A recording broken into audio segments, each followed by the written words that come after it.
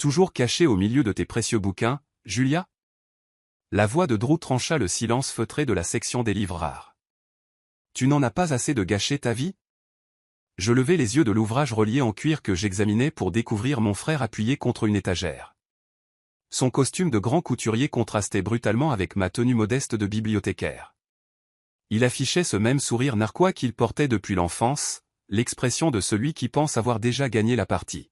« Bonjour, Drew », répondis-je calmement en remettant délicatement le livre dans son étui protecteur. « Je ne m'attendais pas à te voir ici.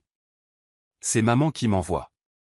Elle veut s'assurer que tu ne vas pas nous embarrasser à leur fête d'anniversaire ce soir. » Il jeta un coup d'œil autour de la bibliothèque avec un dédain mal dissimulé. Quoique, je suppose qu'il est trop tard pour ça. Une bibliothécaire dans la famille. Papa essaie encore d'expliquer ça à ses copains de golf. Je m'appelle Julia Morgan, bien que mon frère préfère le surnom de déception familiale. À 34 ans, j'étais bibliothécaire en chef de la bibliothèque centrale de la ville, un poste qui faisait grimacer ma famille issue de la vieille bourgeoisie. Ce qu'ils ignoraient, ce que j'avais soigneusement dissimulé pendant des années, c'était que ma vie au milieu des livres n'était que la moitié de l'histoire. Je serai là, l'assurai-je en me redressant de toute ma hauteur. Même avec des talons, il me dominait encore. Et je m'habillerai de manière appropriée. Tâche de le faire. Il ajusta sa Rolex, une acquisition récente qu'il ne cessait d'exhiber. C'est une soirée importante. Je vais annoncer une grande nouvelle. Son sourire s'élargit. J'ai racheté ma 3e entreprise cette année. Morgan Industries est désormais officiellement un conglomérat. Papa va être si fier. J'hochai la tête, gardant une expression neutre. Si Drew remarqua la légère crispation de mes mains, il n'en fit pas mention. C'est merveilleux, dis-je. Félicitations. Merci. Il n'essaya même pas de paraître sincère. Tu sais, il est encore temps pour toi de rejoindre le monde réel. J'aurais besoin de quelqu'un pour gérer notre bibliothèque d'entreprise. Au moins, tu ferais quelque chose d'utile avec tout ce savoir. La façon dont il prononça le mot au savoir donnait l'impression qu'il parlait d'une maladie. Je souris intérieurement, pensant à l'ordinateur portable crypté dans le coffre-fort de mon bureau et aux réunions que je menais sous un nom d'emprunt. Je suis heureuse là où je suis, lui dis-je. Il haussa les épaules, se détournant déjà. Tant pis pour toi. Souviens-toi, 19 heures précises. Et Julia? Il marqua une pause à la porte. Essaie de ne pas apporter de livre cette fois-ci. Après son départ, j'attendis exactement 5 minutes avant de me diriger vers mon bureau. L'espace était modeste mais efficace, avec des murs tapissés de livres et un bureau qui avait connu des jours meilleurs. Pour la plupart des gens, cela ressemblait exactement à ce qu'on attendait d'un bureau de bibliothécaire. Ils ne remarquaient jamais le système de sécurité de pointe, ni le fait que mon vieil ordinateur de bureau était une machine faite sur mesure, plus puissante que la plupart des serveurs d'entreprise. Verrouillant la porte, j'ouvris mon ordinateur portable et me connectai à un serveur sécurisé. 3 fenêtres s'ouvrirent immédiatement, des appels vidéo en attente depuis Tokyo, Londres et New York. « Bonjour, Madame Morgan. » La voix de mon assistante résonna clairement. « L'accord Nakamura est prêt pour la révision finale. » « Merci, Sarah. » Je commençai à scanner les documents à l'écran. « Le service juridique a-t-il terminé son évaluation? » « Oui, madame. Les termes de l'acquisition sont solides. Nous pouvons avancer quand vous serez prête. » Je jetai un coup d'œil à ma montre. 5 heures avant la fête d'anniversaire de mes parents. Largement suffisant. Programmez la signature pour demain matin, ordonnai-je. Et Sarah, assurez-vous que tout est en place pour l'annonce. C'est déjà fait, le communiqué de presse est prêt à partir. Elle hésita un instant. Êtes-vous sûr pour le timing? Je pensais au visage suffisant de Drew, à ses années de condescendance et de mépris. Oui, je suis sûr. Demain matin sera parfait. Après avoir raccroché, je m'adossai à mon fauteuil, contemplant l'empire que j'avais bâti dans le secret. Morgan Global Partners, aucun lien avec Morgan Industries de mon frère, malgré la similitude du nom, était désormais l'une des plus grandes sociétés de capital investissement au monde. Nous opérions entièrement dans l'ombre, utilisant des sociétés écrans et des investissements discrets pour masquer notre véritable envergure. Pendant 7 ans, j'avais construit cette entreprise tout en maintenant ma couverture de simple bibliothécaire. Ce travail n'était pas qu'une façade. J'aimais sincèrement les livres, j'aimais préserver le savoir et aider les gens à y accéder. Mais c'était aussi la couverture idéale pour mon autre vie. Qui soupçonnerait la discrète bibliothécaire d'être l'une des figures les plus puissantes de la finance mondiale? Mon téléphone vibra. Un SMS de maman. N'oublie pas de faire quelque chose pour tes cheveux, chérie. Les Prescott seront là ce soir. Les Prescott, l'une des nombreuses familles vieilles fortunes que mes parents essayaient toujours d'impressionner. Je répondis par un simple « Ok » et commençai à ranger mes affaires. J'avais déjà rendez-vous chez le coiffeur, ainsi qu'un essayage pour la robe que j'avais achetée spécifiquement pour ce soir. Ce n'est pas parce que je n'étalais pas ma richesse que je ne pouvais pas jouer le rôle quand il le fallait. Le salon était vide à mon arrivée, l'un des avantages d'être propriétaire de l'immeuble est d'avoir un rendez-vous privé permanent. Maria, ma styliste de longue date et l'une des rares personnes à connaître mon secret, m'attendait. Comme d'habitude, demanda-t-elle en désignant un fauteuil. Quelque chose d'un peu plus formel aujourd'hui, dis-je. Réunion de famille. Elle hocha la tête d'un air entendu. Ah, la fameuse fête d'anniversaire des Morgan. Votre frère est passé plus tôt, il en parlait à qui voulait l'entendre. Il était insupportable.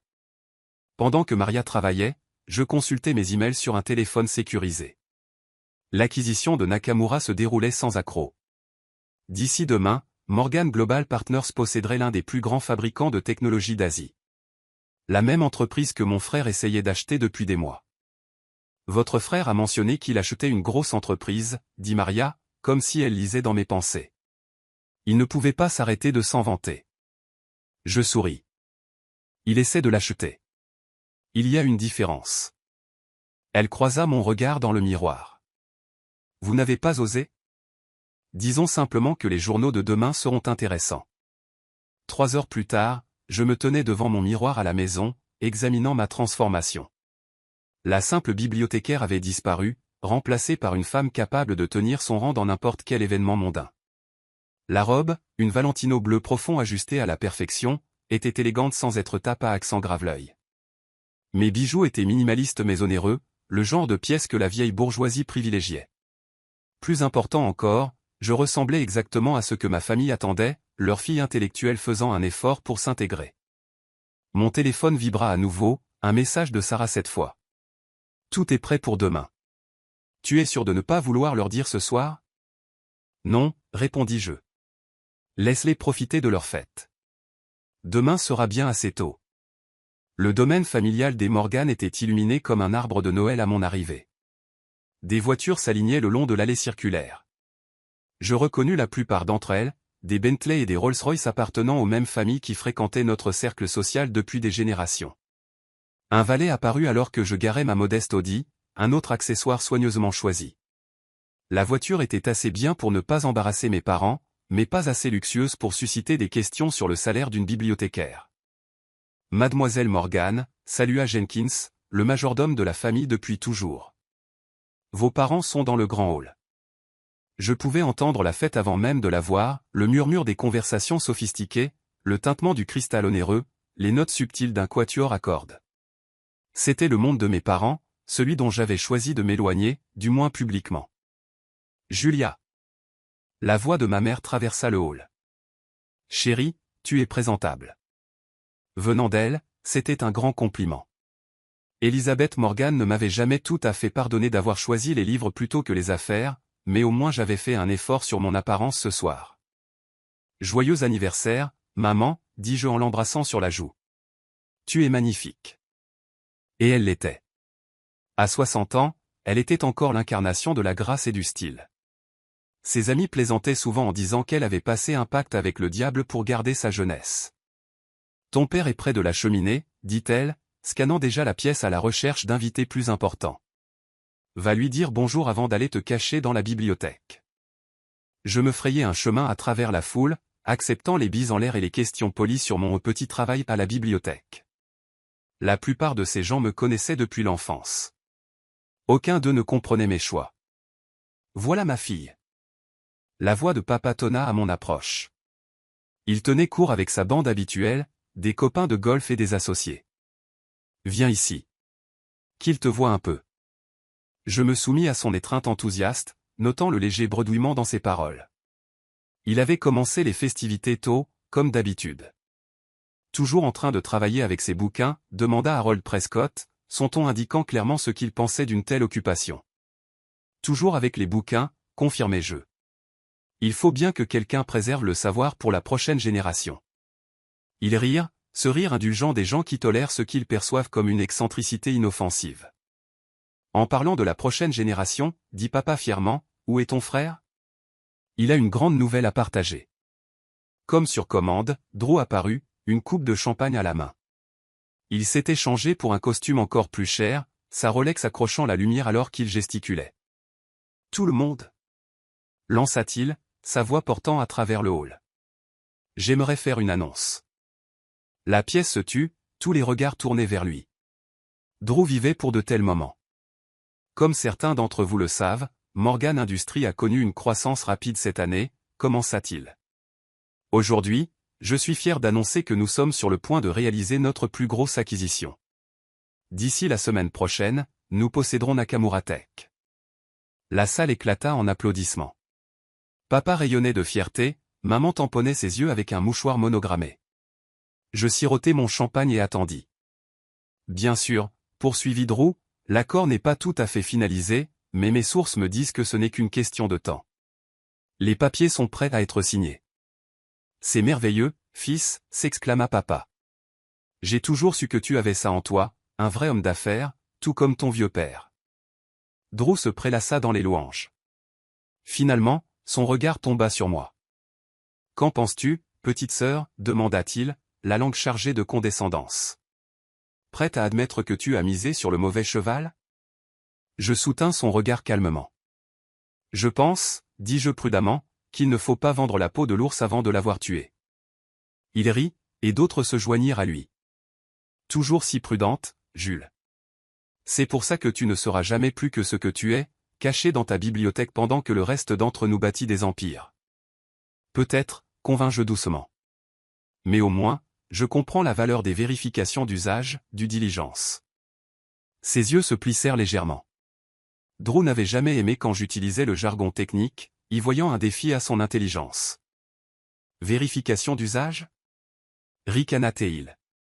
J'ai les meilleurs avocats du métier. Tout est réglé. Je souris simplement et levai mon verre. Alors je suppose que nous verrons tous ça demain, n'est-ce pas? Il fronça les sourcils, percevant quelque chose dans mon ton.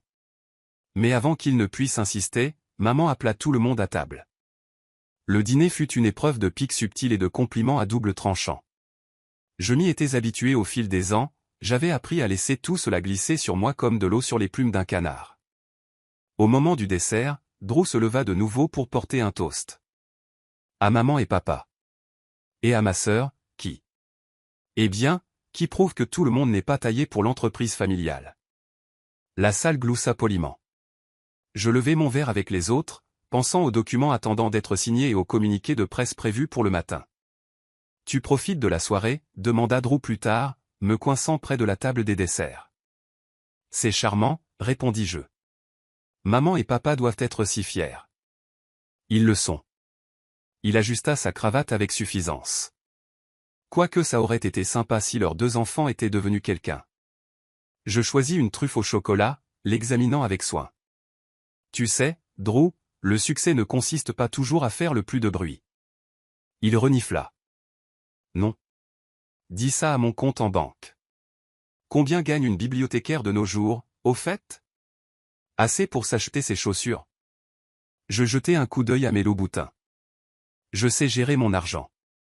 C'est ça. Il vida sa coupe d'un trait. Bon, c'était amusant, mais je dois aller socialiser. Grande journée demain, après tout. Cet accord Nakamura ne va pas se conclure tout seul.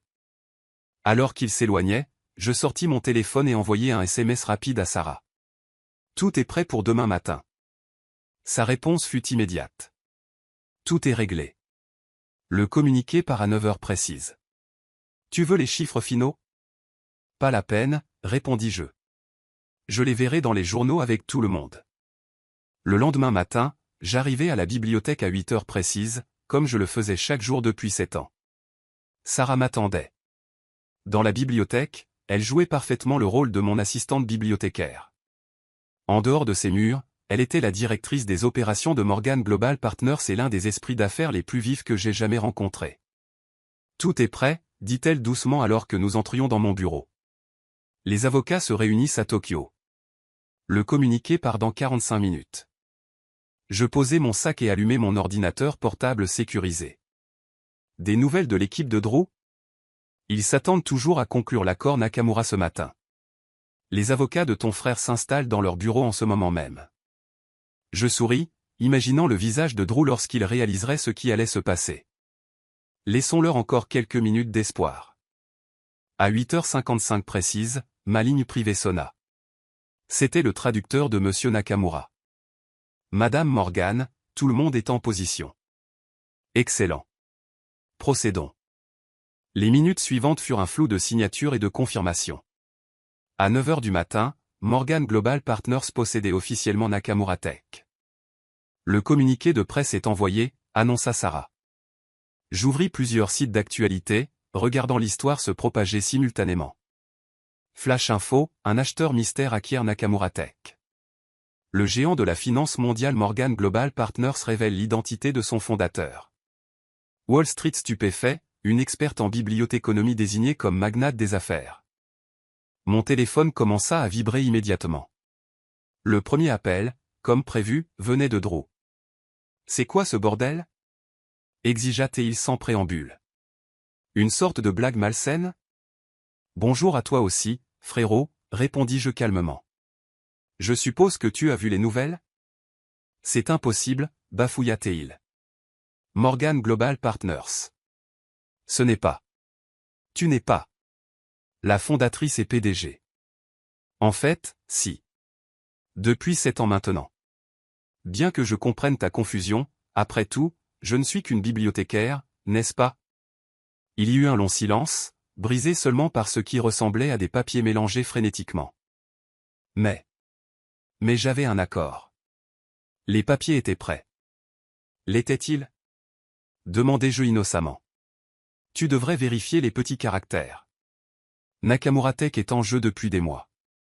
Nous attendions juste le bon moment pour finaliser les choses. Nous. Sa voix se brisa. Qui est le nous ? Mon équipe. Ma société. Mon empire. Je marquai une pause, laissant chaque mot pénétrer. Tu sais, celui que j'ai bâti pendant que tu étais occupé à te moquer de mes choix de carrière. La ligne fut coupée. Je regardai Sarah, qui essayait de cacher son sourire. Combien de temps avant que mes parents n'appellent ? Elle vérifia sa montre. Je donne 3, 2. Pile à l'heure, le numéro de ma mère s'afficha. Julia Elizabeth Morgan. Sa voix était assez perçante pour briser du verre. Que as-tu fait ? Bonjour, maman. Je suis un peu occupé pour le moment. Peut-être pourrions-nous en discuter au dîner. Dîner ? Dîner ? Tu as une idée de ce qui se passe. Le téléphone de ton père n'arrête pas de sonner. Les Prescott appellent. Le club appelle. Tout le monde veut savoir comment notre fille bibliothécaire a secrètement bâti une entreprise multimilliardaire.